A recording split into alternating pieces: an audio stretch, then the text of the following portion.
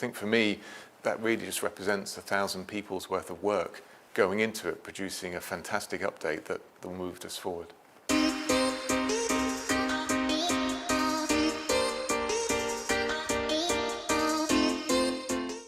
Did we realise during winter testing that the car was going to be a handful, or was it when we got to the first race that we thought, oh crumbs? I'm not sure that's exactly what we said, but to be honest, the signs were there from the very, very early running. Even on the filming day that we did at Silverstone, it was obvious that you get this mechanism in the cars.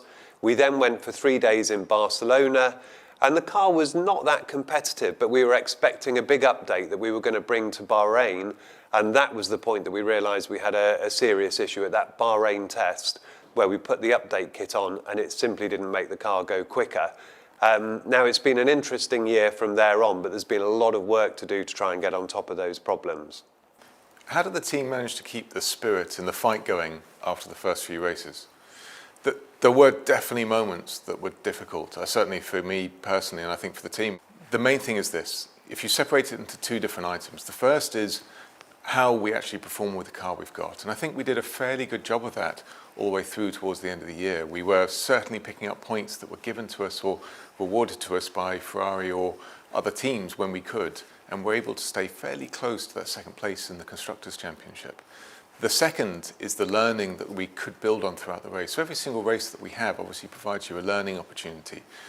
And I think we did a very good job throughout the year again of understanding where our weaknesses were and how to build on that towards the end of the year. And the proof of the pudding really is the cars that were fighting for P10, P8, or perhaps even out in Q2, Q1, at the end of the year were able to fight for race wins. And that's really an example as to the culture that we have here. I think everyone knows this externally, but as an example of that, failure is not just always an option, but it's actually something that's almost rewarded. It makes us stronger as a result of it, as long as you can deal with it in the right way.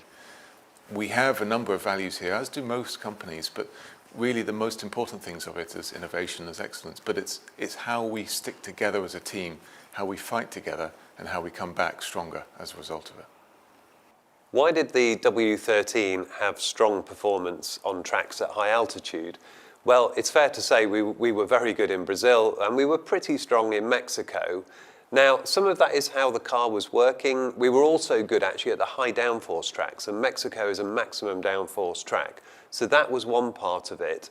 But the other thing, looking at our analysis of our competitors, we think Ferrari actually dropped back a little bit there. We were able to move forward, and it's always just small things that are shifting your performance one way or other. So there's no single answer, but it's a combination of those factors. Are we fully aware of all the flaws of the W13, and are we able to address those for the W14 car? Well, it's fair to say that by the time you've got to the end of the season, you've raced across a whole range of circuits, you should have pretty much understood all the issues. And certainly by the end of the year, whilst we still had some problems with the car that were making us less competitive at some tracks, those were not new problems. Those were problems that we could anticipate and that have been there for quite a while. Now, the big body of work that's been going on for the last number of months has been to make sure that those issues on the 13 don't get carried into the 14. And we've made good progress there. Now, you can see that in some of the later updates, particularly the update that we brought to Austin, just put us that bit closer to the front. So a lot of our focus was making sure we can develop an update kit, bring it to the track, and actually see it translate to performance. And hopefully the culmination of that work will mean that we can get an altogether more competitive package together for next year. How would you rate George's performance this year, both in and out of the car? I think on the whole, it doesn't really take us to tell you this, but George did a very good job this year. He is against the best in the world, and that's your reference.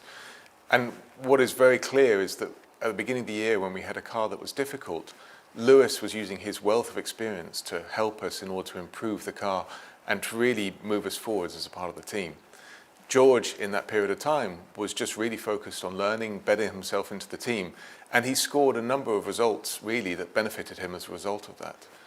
Irrespective, his qualifying pace, I think, is within zero of where Lewis ended up. His race pace was very, very strong throughout the year, And that's really what we're looking for. How does he fit into our environment? How does he fit into the team? How does he work with Lewis? How does he work with everyone else? And I think in all of those, he did an incredibly good job.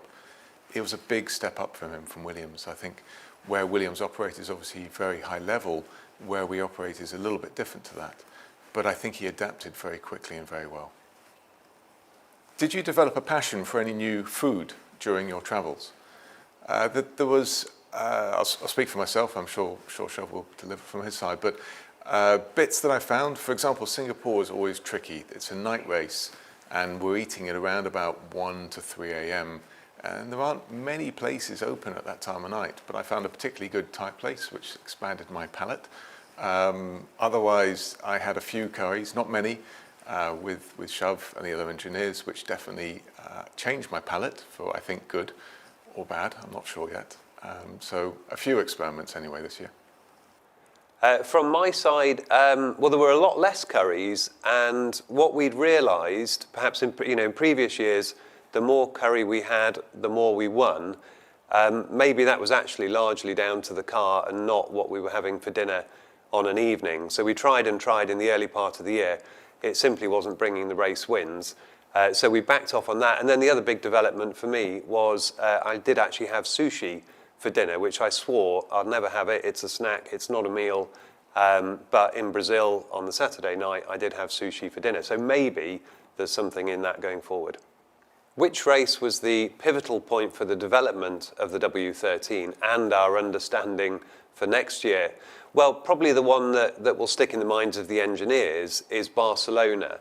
And Barcelona was the one where we made the biggest step in getting on top of the aero bouncing phenomenon. We were able to have pretty good performance, but also it allowed us to see that once we'd solved that issue, there were still other issues to solve with the ride of the car. It wasn't very good over the bumps, and it gave us the clarity to work on those next steps. So whilst it was only a small step in the right direction, from a learning point of view, it was a really important update. So can we call you Andrew? I do respond to it, but honestly, I prefer Shov, and that's what everyone here calls me normally, so yeah, let's stick with Shov. So, can we call you Andrew? I'd really prefer not. I think it'll get very confusing very quickly. So apart from Brazil, which race made us most proud? For me, it was probably Austria, to be honest. We'd crashed both cars in qualifying. It was a sprint race. We didn't have any spares of the floors, and there was a massive amount of work that went on in the garage to try and get those cars ready to race the next day. They were in pretty poor shape, and we were actually making sections of the floor and having to bond it on. But a brilliant job by all the mechanics to get those ready and back out on the track the next day. I think my race would probably be Austin. We brought a significant update, and it was the culmination of many, many months of work before then. And as we discussed before, the learning is probably the most important thing that we've done this year. And that update really cemented it all together, brought it all together. And whilst in Austin itself, we perhaps weren't on the leading edge, that is what led to the Brazil win. It also led towards the strong performance we had in Mexico. And from there, we can build on to next year. So I think for me, that really just represents 1,000 people's worth of work going into it, producing a fantastic update that moved us forward. How is the team feeling going into 2023? Well, it's a funny time of year because you don't know what kind of work your competitors are doing, how well they're progressing. But we've been very focused on the learning side, trying to iron out those issues that we've had with the W13 car, just trying to put performance on it as well. There's a lot of that work going on.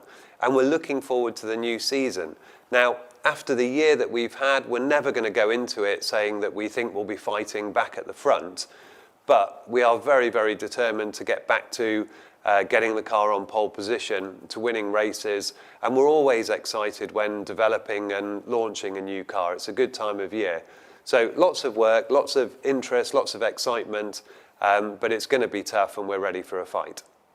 I think just looking around the factory, you can just see everyone is incredibly motivated by what happened last year, and more importantly, by wanting to get back onto that top step and consistently showing the world and other teams that we know how to win. We want to be back there, and we have an opportunity to get back there across the winter.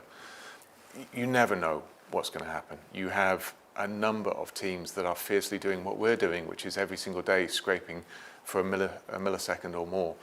But the reality is that we're in a strong position here in terms of the learning that we can build on from last year.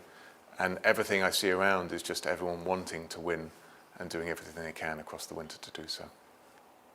So thank you very much for all of your questions over the whole season. It's been great the way that the fans have followed the team through this difficult year. We are hoping that 2023 will be much stronger, and we'll look forward to talking to you then. What he said.